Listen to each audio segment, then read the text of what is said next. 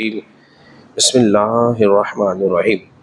حضرات محترم، آپ حضرات درس سے بخاری سماعت کر رہے ہیں اور بخاری شریف سے ہماری حدیث نمبر 447 ہے۔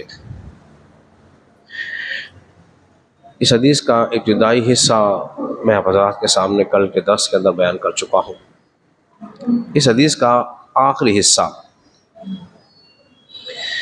جس کو حدیث عمار بھی کہتے ہیں، کہ نبی پاک صلی اللہ علیہ وسلم نے ارشاد فرمایا تھا، عمار وہ دن کیا دن ہوگا کہ جب تجھ کو ایک باغی گروہ قتل کرے گا۔ وہ کون سا باغی گروہ تھا؟ کس نے آپ کو شہید کیا؟ آپ کس کے لشکر میں موجود تھے؟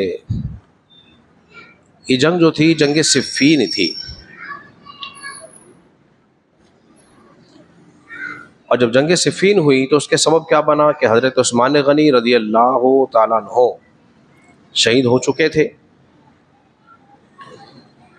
اور امیر معاویہ رضی اللہ تعالیٰ عنہ کی خواہش یہ تھی کہ سب سے پہلے قصاص عثمان لیا جائے۔ جن لوگوں نے حضرت عثمان کو شہید کیا ہے ان سے بدلہ لیا جائے، اور حضرت علی کی چاہت یہ تھی کہ پہلے میری حکومت مستحکم ہو جائے۔ اس سے پہلے بھی جنگ جمل ہو چکی تھی،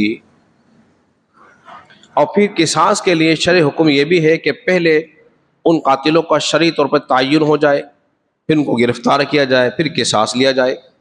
پھر فور قصاص لینا یہ واجب نہیں ہوتا، لیکن وہاں حضرت امیر معاویہ رضی اللہ تعالیٰ عنہ کی خواہش یہ تھی کہ فی الفور جو ہے وہ قصاص لیا جائے، اس لیے کہیں ایسا نہ ہو کہ آج سیدنا عثمان غنی رضی اللہ تعالیٰ عنہ کو شہید کیا ہے، کل کسی اور کو شہید کر دے، اور یہ قاتل جو ہیں یوں ہی دن دناتے پھر رہے ہیں اور حضرت علی کے لشکر میں بھی شامل ہو گئے ہیں۔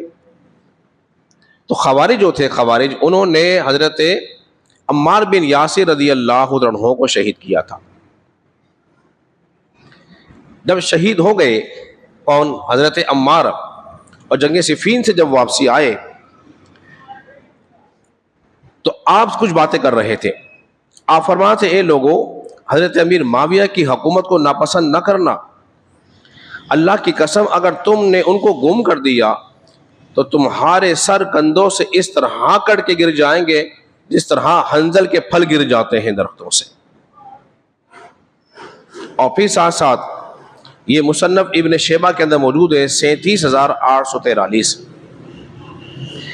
اسی طرح ایک شخص کو دیکھا کہ حضرت علی اس رات باہر نکلے، جب آپس میں صلح ہو گئی، معاملہ ختم ہو گیا، تو حضرت علی کے ساتھ کم و بیش 1 لاش کا لشکر تھا، اور حضرت امیر معاویہ کے ساتھ 60,000 کا لشکر تھا۔ تو آپ کے 20,000 لوگ قتل ہوئے، اور وہاں بھی 40,000 ڈبل لوگ شہید ہو گئے۔ تو حضرت علی فرما رہے، مصنف ابن شیبہ کے اندر موجود ہے 37,854 کے اندر، جب آپ باہر تشریف لائے، اہل شام کی طرف دیکھا، کہا اے اللہ ان کے مغفرت فرما۔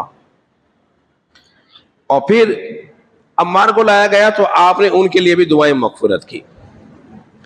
ایک حدیث میں آتا ہے، یہ بھی اسی کتاب کے اندر موجود ہے،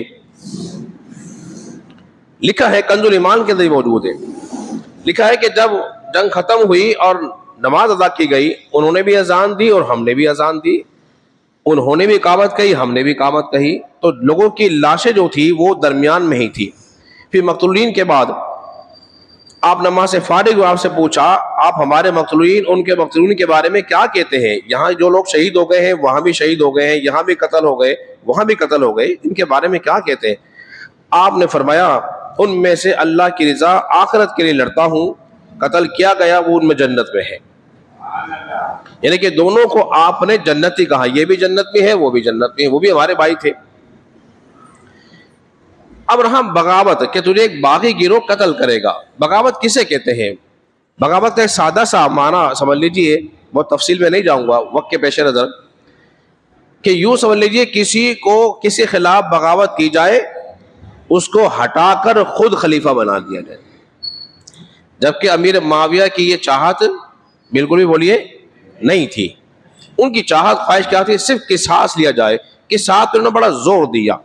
یا وہ کہہ رہے تھے کہ قاتلوں کو ہمارے حوالہ کر دیا جائے, ہم ان سے بدلہ لیں, اور حضرت علی رضی اللہ عنہ اس کے شامل بولیے نہیں تھے.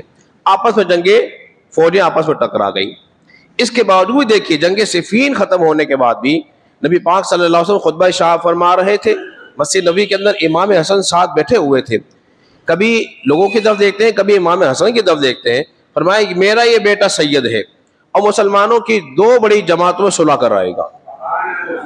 تو پھر امیر معاویہ اور امام حسن کے ہاتھ میں پھر صلح ہو گئی, اور پھر آپ نے ان سے بیعت کی اور ان کو اپنا بڑا تسلیم کر لیا. اس لیے حضور حضرت علی فرماتے ہیں کہ امیر معاویہ کی حکومت کو برا نہ کہنا. تو حضرات گرامی دونوں طرف مسلمان ہی تھے, اور جن لوگوں نے شرارت کی وہ کون تھے؟ خوارج تھے.